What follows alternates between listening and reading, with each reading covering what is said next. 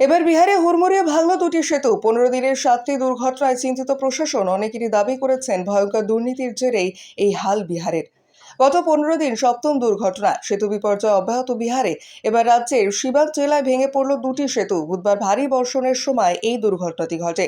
এখনো পর্যন্ত কোনো হতাহতের খবর মেলেনি, তবে যান চলাচল ব্যাহত হয়েছে। জানা গিয়েছে সেতু দুটি 35 বছরের পুরনো ছিল। এটি 1998 সালে তৈরি, অন্যটি 2004 সালে। প্রথমটির ক্ষেত্রে নির্মাণ খরচ ছিল 6 লক্ষ টাকা, দ্বিতীয়টির 10 লক্ষ টাকা। কিন্তু দীর্ঘদিন সেতুগুলি মেরামতির কাজ হচ্ছিল না বলে অভিযোগ। এবার প্রবল বৃষ্টির ধাক্কায় ভেঙে পড়ল সেতু দুটি। স্থানীয়দের দাবি, গণ্ডকী নদীর ওপরে অবস্থিত এই দুটি সেতু বিপর্যয়ের পেছনে অন্যতম কারণ দীর্ঘদিন নদীর স্রোতে সেতুর কাঠামোর ক্ষতিগ্রস্ত হওয়া। গত কয়েকদিনের টানা বৃষ্টি সেই বিপর্যয়কে নিশ্চিত করেছে। 11 দিন আগে সিবানে আরও একটি সেতু ভেঙে পড়েছিল। দারুন্দা অঞ্চলের এই সেতুর একাংশ ভেঙে পড়েছিল। একইভাবে মধুবনী, আরারিয়া, পূর্ব চম্পারণ, কিষানগঞ্জের পরপর সেতু ভেঙে পড়ার ঘটনায় বেড়েছে উদ্বেগ। প্রশাসন অতিবৃষ্টির মতো নানা কারণ দেখিয়ে সাফাই গাইলেও একের পর এক ব্রিজ ভাঙার ঘটনায় আঙুল উঠেছে নীতিশ কুমারের সরকারের নীতির বিরুদ্ধে। অনেকেই দাবি করেছেন ভয়ঙ্কর দুর্নীতির জেরেই এই হাল বিহারের।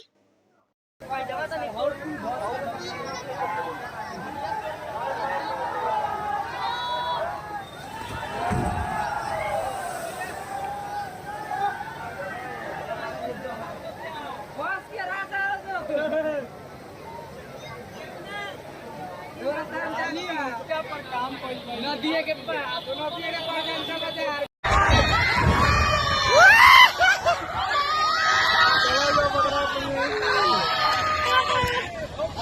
भाग बाजू हाथ बाजू हाथ बाजू हाथ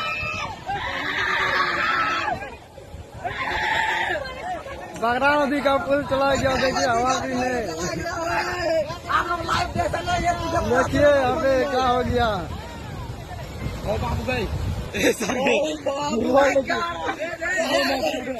पहली बार देख लो लाइव में, पहली बार में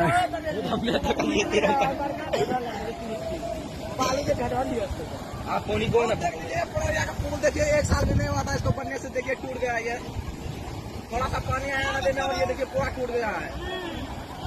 और निकाल बाहर जोन को निकाल लो अपना चैन वाला बहुत ही ये जब आपने मत कर सारे वीडियो पर डालो ला आई जो लोग अपने तकनीक क्यों करो तो पानी शुरू